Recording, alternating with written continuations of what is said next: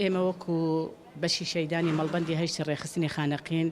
دیارە بەڕێزکە قوبات هات سەردانی خانەقین کرد. ئێمە مەعاناتی شەیدانی خانەقین بۆی باسکردین بن بە تایبەتی خۆم وەکو بەشی شەیدان باسکردم لەبەرەوە مەعاناتی شەیدان خانەقین ئێمە هەمیشە باسی کردینە چونکە جەلەولا و سەعدیە و قەرەتەپە و سنوور جەبارە ها لە سەرمان شەهیدمان زۆرە لە شەیدەکانیش نیوە بە نیوە مەعاشیان نەهاتێسە و لە کەپر و لە ئاوارەکان دانیشتنەسن من باس مەعاناتەکە بۆی کردم ئەویش بە ڕێزی دەستخۆشی دەیەکەن سوپاسیکەین هیوادارین هەروە سەردان خانەقین بکە و لە مەعاناتی کەسوکاری شەهید ئاگادار بێت بڕێ یارمەتی بۆمان نار بۆ 5 ماڵ دابشکردنەکەشی ئێمە وەکو بەشی شەیدان وا دابشیکردن لەسەر ئەوانەوە کەم دەرامەتن و تای سەموچە بۆیان ناتێسەوە و لە ئیجار دانیشن لە کەپر و کەمپەکانن.